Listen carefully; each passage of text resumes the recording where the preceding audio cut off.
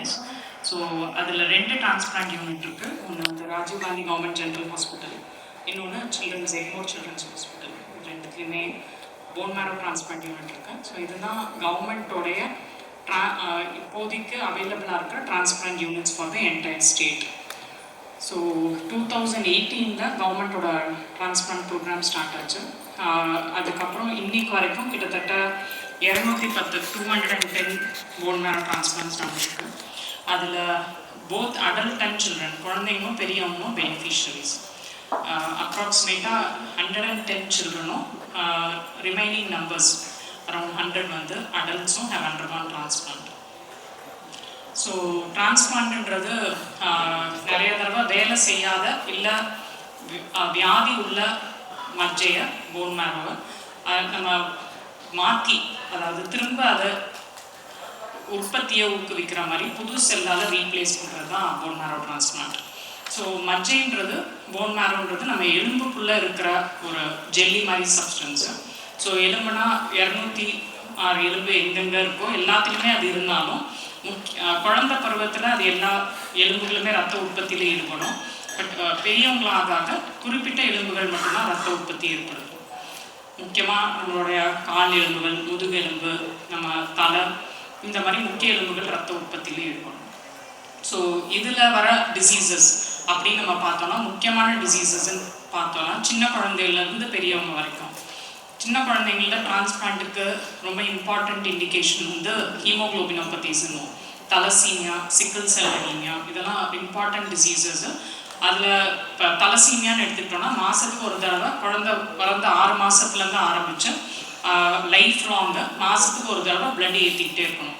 So இது வந்து life threatening டிசீஸ்ன்னு சொல்ல மாட்டோம், லைஃப் லிமிட்டிங் டிசீசஸ்ன்னு சொல்லுவோம்.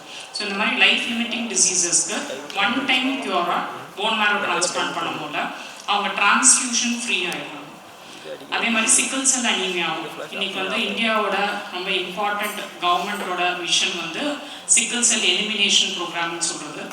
சிக்கிள் செல் அனீமியாவோட ட்ரீட்மெண்ட்டாகவும் போன் மேரோ டிரான்ஸ்பிளான்ட். அடுத்த இம்பார்ட்டன்ட் டிசீஸ் அப்படின்னு பார்த்தோம்னா, இதெல்லாம் சில்ட்ரன் ஏஜ் குரூப்பில் ப்ரைமரி இம்யூனோ டெஃபிஷியன்சி டிஸார்டர்ஸ். அப்படின்னா குழந்தைங்க எதிர்ப்பு சக்தியோட குறைவோடு பிறக்கிறப்போ முதல் 1 year 2 years கூட அவங்களால தாண்ட முடியாது.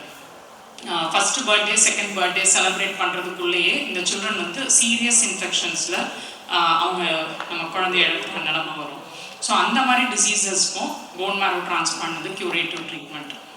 அடுத்த ரொம்ப இம்பார்ட்டன்ட் டிசீஸு, அது குழந்தை வயசுலையும் ஆரம்பித்து பெரியவங்களையும் பாதிக்கிற டிசீஸ் வந்து ஏப்ளாஸ்டிக் அனீமியான்னு சொல்லுவோம். ஏப்ளாஸ்டிக் அனீமியான்றது மெடிக்கல் டேர்ம். நம்ம நான் மெடிக்கலாக அதை புரிஞ்சுக்கிறதுக்கு போன் மேரோ ஃபெயிலியர் சிண்ட்ரோம்னு சொல்கிறது. அப்போ எப்படி கிட்னி ஃபெயில் ஆகுற மாதிரி போன் மேரோ ஒரு ப்ரொடக்ஷன், போன் மேரோன்றது ஒரு ஃபேக்ட்ரி மாதிரி. ஸோ தினசரி செல் ப்ரொடக்ஷனில் ஈடுபடும். செல்லுன்றது white blood cell, red blood cell, platelets, 3 நம்ம சிம்பிளிஃபைடாக இம்பார்ட்டன்ட் செல்ஸு. ஸோ இந்த ப்ரொடக்ஷன் திடீர்னு ஸ்டாப் ஆகுறது வந்து போன் மேரோ ஃபெயிலியர் சிண்ட்ரோம். இதோட மெடிக்கல் டேர்ம் வந்து ஏப்ளாஸ்டிக் அனீமியா. இது 2 டைப் இருக்குது. ஒன்று ஜெனட்டிக்கலி இன்ஃப்ளூயன்ஸ்டு, அப்படின்னா மரபணு ரீதியான வியாதியினால் வர ஏப்ளாஸ்டிக் அனீமியா. அது ப்ரிடாமினண்ட்டாக குழந்தைங்களையும் பெரியவங்களில் சில சமயம் அப் டு 40 years வரைக்கும் அது டிசீஸாக வெளிவரலாம். ஆனால் மோஸ்ட் ஆஃப் த டைம் பெரியவங்களில் வர ஏப்ளாஸ்டிக் அனீமியா வந்து இடியோபதிக் ஏப்ளாஸ்டிக் அனீமியான்னு சொல்லுவோம். அப்படின்னா நம்மளோட இம்யூன் சிஸ்டம், நம்மளோட ஓன் இம்யூன் செல்ஸ், இப்போ நம்மளோட எதிர்ப்பு சக்தி செல்ஸ் வந்து போன் மேரோவில் இருக்கிற செல் உற்பத்தியை அமைதிப்படுத்தி அந்த ப்ரொடக்ஷனை ஸ்டாப் பண்ணுறது தான் பெரியவங்களில் வர காமனான காஸ் ஃபார் ஏப்ளாஸ்டிக் அனீமியா. இந்த ஏப்ளாஸ்டிக் அனீமியான்றது ரொம்ப ஒரு ட்ரெட்லியான பிளட் டிஸார்டர். பிளட் கேன்சர்ஸ்ன்றது நம்ம எல்லாருக்குமே ஒரு ஃபியரை ஏற்படுத்தும். ஆனால் ஒரு டாக்டராக, ஒரு ஹெமட்டாலஜிஸ்டாக பிளட் கேன்சர்ஸை விட we fear the diagnosis of aplastic anaemia. So ஏன்னா இப்போ பிளட் கேன்சரில் கூட நம்ம இமீடியட்டாக கீமோதெரப்பிலாம் ஸ்டார்ட் பண்ணி டிசீஸை கண்ட்ரோல் கொண்டு வந்து டிரான்ஸ்பிளான்ட் வேணுமா வேண்டாமான்னு யோசிச்சு வேணும்னா டோனர் தேடி டிரான்ஸ்பிளான்ட் பண்ணலாம். ஆனால் ஏப்ளாஸ்டிக் அனீமியான்றது அந்த ப்ரொடக்ஷன் நின்று போன ஃபேக்ட்ரி, அது உற்பத்தி பண்ண வேண்டிய செல்லெல்லாம் ரொம்ப இம்பார்ட்டன்ட் செல்லாக இருக்கவும் ஒவ்வொரு நாளும் அந்த செல் இல்லாமல் வாழ்கிறதுன்றது ஒரு லைஃப்பில் கிடைக்கிற ஒரு டே போனஸ் மாதிரி. ஸோ அது வந்து it is worse than having a blood cancer. So அப்போ அந்த சினாரியோவில் அவங்கள சப்போர்ட்டிவ் கேரை வச்சு மட்டும் நம்ம ரொம்ப நாள் அவங்கள உயிரோடு வச்சுக்கிறது ரொம்ப கஷ்டம். அப்படின்னா அவங்களுக்கு பிளட்டு, சில பேருக்கு வாரத்துக்கு ஒரு தடவை, சில பேருக்கு வாரத்துக்கு 2 வாரத்துக்கு ஒரு தடவை பிளட்டு, பிளேட்லெட்ஸு, இந்த மாதிரி டிரான்ஸ்ஃபியூஷன் சப்போர்ட் கொடுத்துக்கிட்டே இருக்க வேண்டியிருக்கும். அப்படி கொடுத்தாலும் உடம்போட உற்பத்திக்கு நம்மளால் மேட்ச் பண்ண முடியாது. ஸோ அப்படி பிளட்டு, பிளேட்லெட்ஸ்லாம் நம்ம டிரான்ஸ்ஃபியூஸ் பண்ணாலும் ரொம்ப இம்பார்ட்டன்ட் நம்மளுடைய போலிஸ் மாதிரி இருக்கிற ஒயிட் பிளட் செல்ஸ். ஸோ அப்போ அதை நம்ம வெளியிலேருந்து டிரான்ஸ்ஃபியூஸ் பண்ணி மெயின்டைன் பண்ணவே முடியாது. அப்போ சீரியஸ் இன்ஃபெக்ஷன்ஸோ இல்லை பிரெயினில் ப்ளீடிங்கோ இந்த மாதிரி ரீசன்ஸ்னால அந்த பேஷண்ட்டை நம்ம லூஸ் பண்ணுற சினாரியோ வரும். ஸோ இது கிட்டத்தட்ட டிரான்ஸ்பிளான்ட்ன்றது இந்த ஏப்ளாஸ்டிக் அனீமியாவில் ஒரு க்யூரேட்டிவ் ட்ரீட்மெண்ட். மேபி நிறைய டிசீஸ்க்கு நாங்கள் டிரான்ஸ்பிளான்ட் பண்ணாலும் as a transplant physician we feel very happy when aplastic anaemia patient transplant ஆகி உள்ளே போகும்போது டபிள்யூபிசி கவுண்ட்டு 1100 இருக்கும், பிளேட்லெட் 10,000 இருக்கும், ஹீமோக்ளோபின் நிறைய தடவை 4, 5, 6 இருக்கும். ஆனால் டிரான்ஸ்பிளான்ட் முடிஞ்சு வர்றப்போ அப்படின்னா அதுலேருந்து ஒரு 21 நாள்லேருந்து 28 நாளில் 1 month ஆகும் டிரான்ஸ்பிளான்டேஷன் ப்ராசஸ் முடிய. ஸோ அந்த 21 to 28 டேஸில் பிளேட்லெட் கவுண்ட்டு 2 lakhs வரும், டபிள்யூபிசி கவுண்ட் 4,000 வரும், ஹீமோக்ளோபின் டிரான்ஸ்ஃபியூஷன் இல்லாமல் அவங்களால 9, 10, 11, 12 மெயின்டைன் பண்ணுவாங்க. ஸோ அந்த மேஜிக்கல் ரெக்கவரி உள்ள மேஜரான டிசீஸ் இந்த ஏப்ளாஸ்டிக் அனீமியா. ஸோ இப்போ உள்ளே போகிற டிரான்ஸ்பிளான்ட் யூனிட்டுக்குள்ளே போகிற பேஷண்ட்டும் வெளியில் வர பேஷண்ட்டும் ஒன்றான்ற மாதிரி இருக்கும். ஸோ அந்த அளவு transplant is a very impressive curative treatment for aplastic anemia.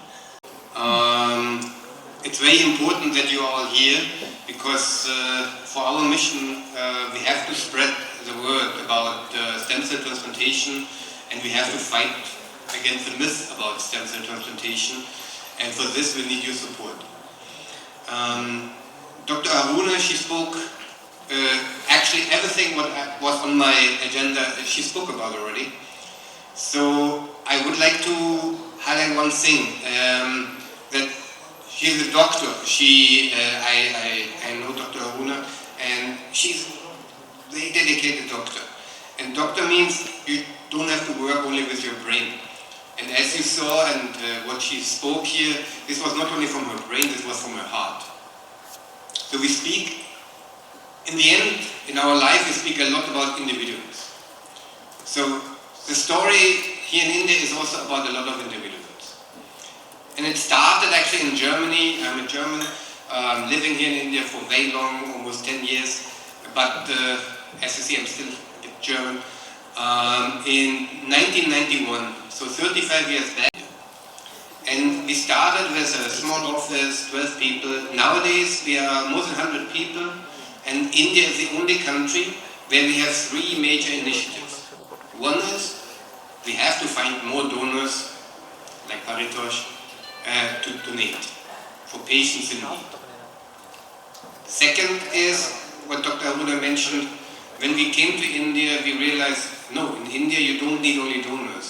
You need only the financial support. So DKMS is ready to take one small part of it. And a third is research and diagnostics. So we have a lab in India. We're doing diagnostics in India because this is very much required also on the Indian market. Said this, Tamil Nadu is actually, and also this Dr. Aruna mentioned, it's actually a pioneer in this field.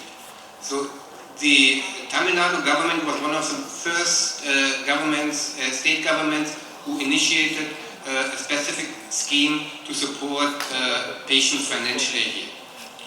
And Tamil Nadu is a center of excellence with CMC Vellore and several hospitals here, Madras College in Chennai, actually leading the stem cell transplantation research in India.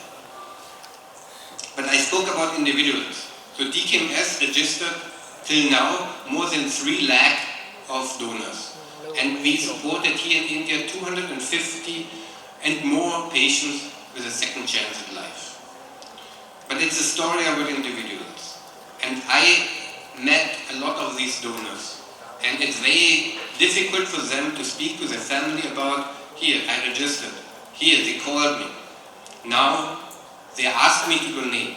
They asked me to donate for a patient in need. So in this story here today is a story of Sam and Paritosh. To Sam, who's in need, who's waiting. There is no other donor than Paritosh. And I tell you, in India, we have a lot of donors who register, but then in the end they're not donating because they are scared, they refuse to donate because of some myths and because of the family, because they know you should not do this, what may happen and whatever. So I ask you to write about this so that does not happen. But Paritosh, he took this step, and I don't know this story yet, but I hope we will get to know soon if his mother was happy to do it or not, because I met donors also who hadn't told their mother. They told their mother only afterwards, and then I met his mother, and these mothers were very, very, very proud of their son.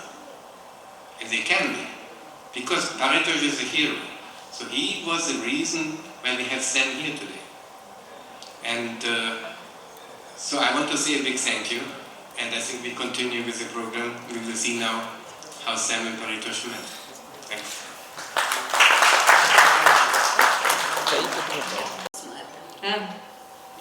இதை விட எனக்கு உலகத்தில் வேற சந்தோஷமே இல்லை, அவ்வளவு சந்தோஷமா இருக்கு.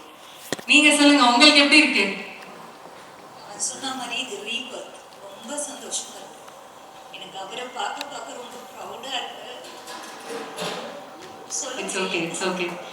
ஸோ அதே மாதிரி இவங்க ஃபேமிலியை மீட் பண்ணதுல உங்களுக்கு எவ்வளோ சந்தோஷம். 3-4 வருஷங்கள் கழிச்சு நீங்க பாக்குறீங்க.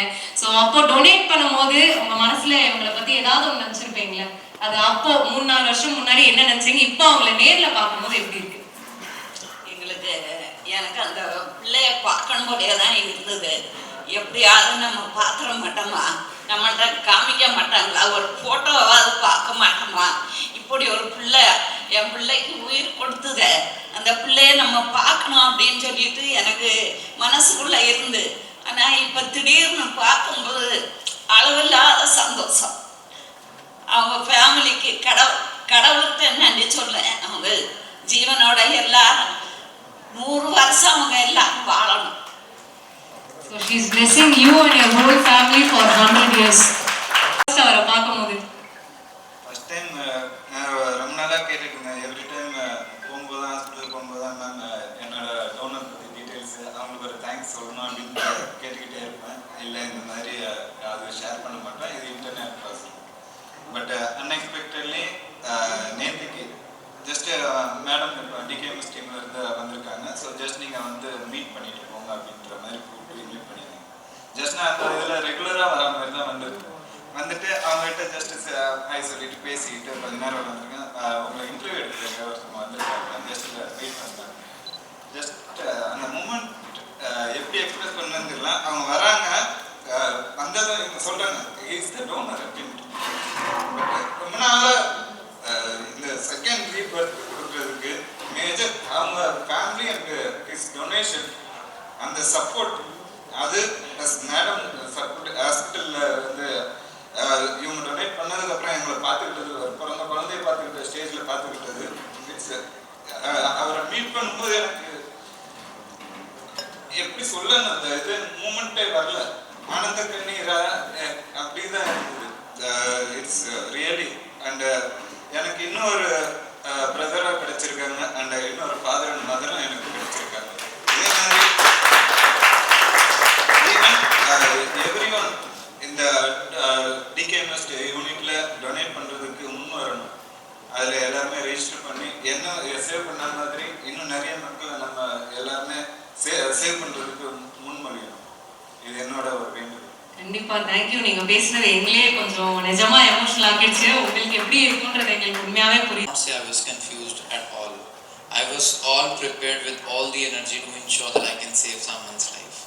So it was a bit of hesitation for me once I got the call initially, because I discussed it with my parents and they were just thinking that is it safe or not. And that's what I found lately is the myth that has been created in the society, which makes people not to come and step up to donate. And that was the only day which was, I feel like there was hesitation throughout this period of 3 and 4 months. And then the donation happened. We were all ready with all the support of my family. Yes. and I'm proud of it. We are really proud of you. Thank you so much, sir. Hello, I'm Patrick Paul. I'm the chairman of DKMS here in India. And DKMS is an international organization, but we are very much dedicated to help patients in India. And we ask you all to come forward to register under DKMS here in India to help more patients who are suffering on leukemia or other blood cancer or blood disorders. Thank you. நான் doctor Aruna Rajendran, haematologist, Madras medical college. So சாம்னு John அவருக்கு primary diagnosis வந்து bone marrow failure syndrome, aplastic anaemia. அதுக்கு வந்து bone marrow transplant 3 years back நடந்தது. So இன்றைக்கி அவரோட donor அவரோட ரத்த சம்மந்தப்படாத ஆனால் ஜெனட்டிக்லி மேட்ச்டு டோனர் அவரை மீட் பண்ணியிருக்காரு. அண்ட் இன்றைக்கி அவர் ஆஸ் அ டிசீஸ்லேருந்து கம்ப்ளீட்டாக க்யூர் ஆகி and he is living a normal life. சரி, யார் வேணால் யூஸ்வலாக பிளட் டொனேஷனுக்கு என்ன க்ரைட்டீரியாவோ அதே வந்து ஸ்டெம் செல் டொனேஷனுக்கும் அப்ளிகபிள் ஆகும். ஸோ அப்போ லெஸ் தேன் 40 இயர்ஸ் இருக்கிறவங்க நம்ம இந்த ப்ராசஸ் ஸ்டெம் செல் டொனேஷனுக்கு ரிஜிஸ்டர் பண்ணிக்கலாம். DKM is only organization for stem cell registry or other organizations are there, sir? Second question is, we only work with government hospitals or we work with private hospitals also? Maybe I can answer the first question. The first question, no, there are other registries also worldwide and also in India. But DKMS is the largest registry worldwide. So you work with government hospitals or private hospitals also? No, we registered more than 30 million donors worldwide. In India, 3 lakh plus. From Tamil Nadu, 16,000 so far. And from Chennai, 4,500. Sir அதாவது waiting லிஸ்ட்டுன்னு each hospital will have a waiting list. So currently we have around 40-50 patients wait listed for transplant. ஆனால் இது வந்து இந்த number வந்து constant இல்லை, இந்த number ஆக்சுவலாக is a big number. But எங்கள் ஹாஸ்பிட்டலில் இப்போ wait listed 40 to 50.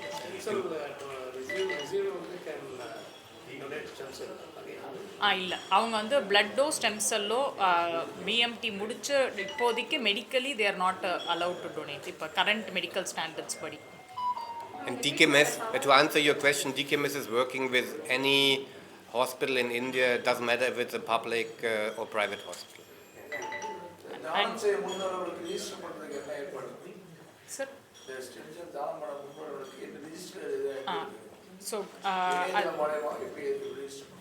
So registration and the so their question is, so if a donor wants to register, what are the methods of registration? Is it through internet or? Yeah, there are 2 methods. One is that we have, for example, university drive, so we're going to a university and introducing our course, and then they are allowed to register if they want to. Or you're going on our website, DKMS India, and there you can, on the right corner, on top you find a button, there you can just click register, then you're going through this registration process, and in the end we will send you a kit at home. Kit means there are buccal swabs in it, so you're swabbing on your cheek, putting it back in the envelope, and after that you're signing the consent form, sending it back to us, and then you actually registered. Age limit is 55, so from 18 to 55.